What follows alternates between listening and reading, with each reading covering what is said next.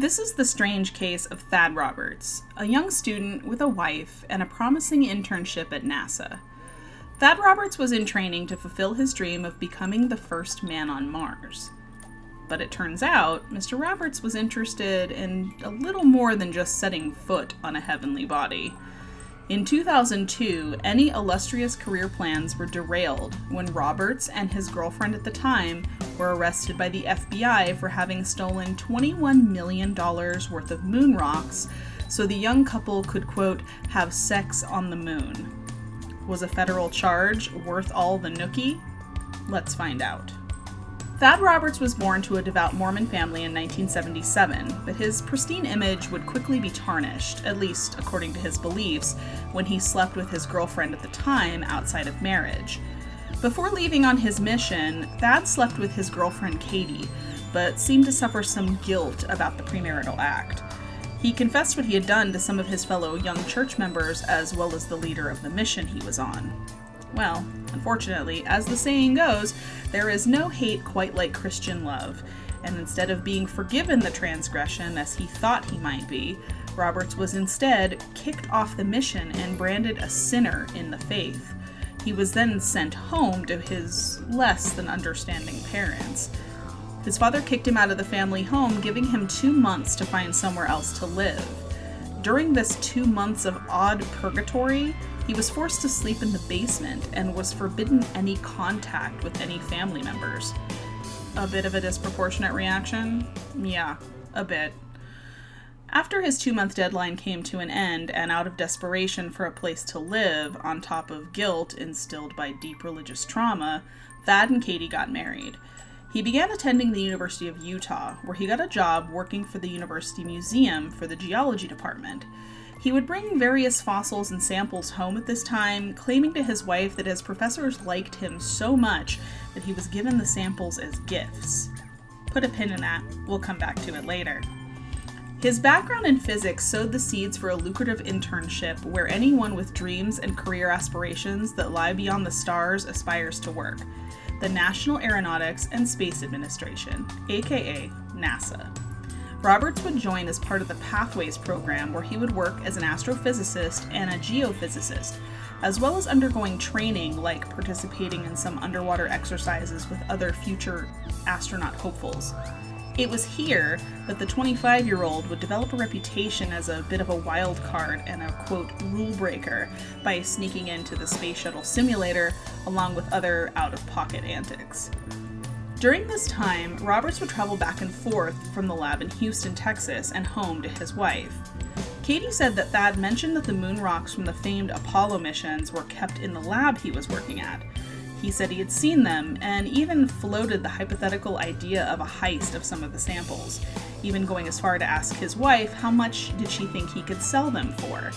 She said she didn't think that was a good idea, and Roberts quickly played off the comments, but there was already trouble brewing under the surface of the pair's relationship. Katie would later speak of her suspicions about Thad's changed behavior and how she suspected he was having an affair. The affair was just the tip of the sordid iceberg. While on his internship, Roberts claimed he quickly fell in love with another intern, a biology intern, Tiffany Fowler. Thad hadn't forgotten about the rocks he had seen in the safe, and soon he and his new mistress, along with another co-conspirator, would engage in one of the strangest and most audacious heists of all time. On the night of the theft, Roberts, Fowler, and fellow intern Shay Sarr would sneak into NASA's Building 31 North at the Houston Command Facility. The trio's presence at the facility didn't send up any red flags to security due to their status as interns, but perhaps it should have. Roberts and Fowler changed into heat-resistant suits and made their way to the safe contained in the lab. Sarr remained in the car, monitoring footage on the security cameras, ready to alert the pair inside if anything went wrong. Roberts and Fowler would carefully make their way through coded doors, and after a well-coordinated series of maneuvers through the facility, the pair would find themselves near the safe where the bounty was secured. But for the first time that night, the would-be thieves encountered a problem. They were unable to open the safe. Some improvisation was in order, and the safe was loaded onto a dolly and wheeled out under the noses of NASA security and out to Robert's waiting Jeep Cherokee. The 600-pound safe was quite a load on the small vehicle and caused quite a bit of sag, the underside nearly scraping the pavement. And though taking the entire safe and having to compensate for the weight of it wasn't part of the original plan, they had already made it this far. The trio only hoped that their luck would hold out as they made their final escape. Apparently, the conspicuous load bearing down on the vehicle went unnoticed by the guards at the exit gate, and the group ended up making a clean getaway. The safe containing the moon rocks held return samples weighing in total about 17 pounds. According to Roberts, the quote, trash samples weren't even being used by NASA, so he thought he might be able to do something a little bit more lucrative with them.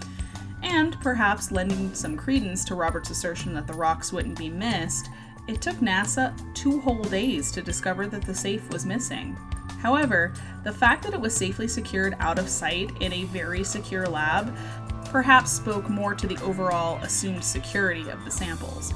After all, NASA could have never presumed that someone would be brazen enough to march into their own labs and make off with an entire safe. And the FBI went a step further to counter Roberts' statements that the rocks were of little value to the facility by throwing contamination of such rare samples into the mix. Quote, in the process of the theft, they also contaminated them, making them virtually useless to the scientific community. They also destroyed 3 decades worth of handwritten notes by a NASA scientist that had been locked in the safe, unquote. Not to mention that NASA valued these, quote, trash samples at around $21 million. Quite the difference between valueless and priceless. And what did Roberts do next with his historically significant and priceless haul? Why, had sex on it, of course. According to Roberts, he and Fowler sprinkled the moonrock dust on their bed so they could be the first people to, quote, have sex on the moon, or so to speak.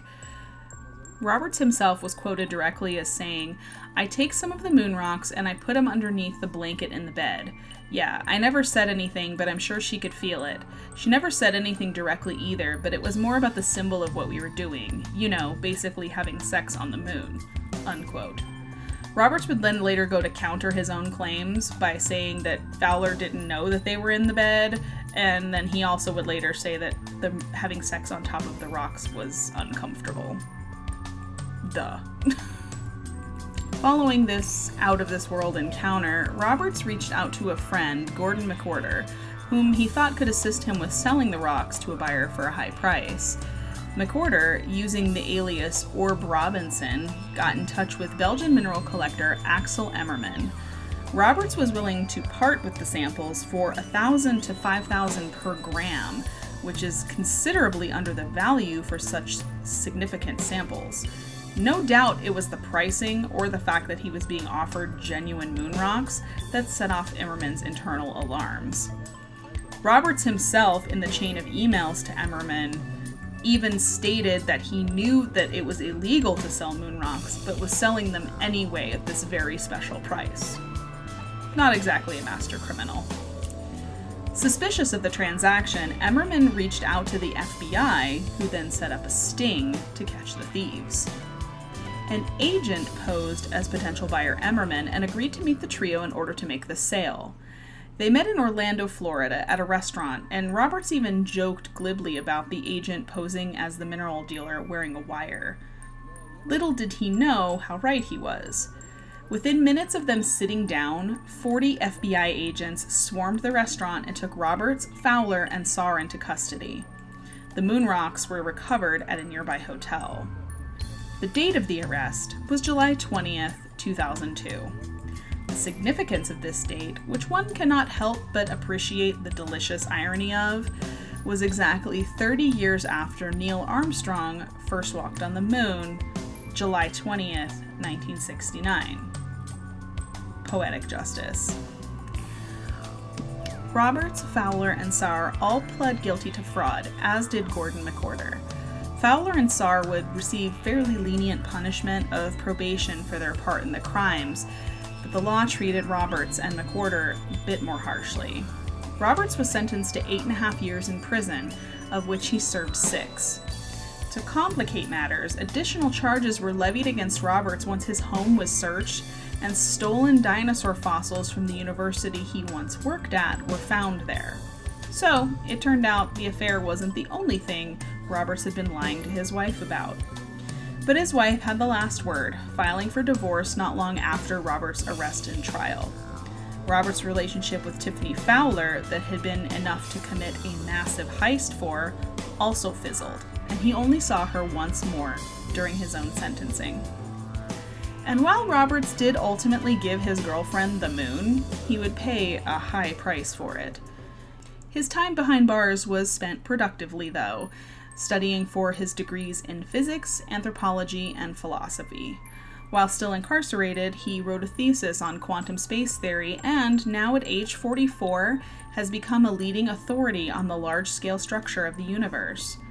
Roberts now says that while he admits to what he did and makes no excuses, he is tired of speaking about his youthful misdemeanors and instead wants to focus on his interpretation of the, quote, 11 dimensions theory of quantum physics.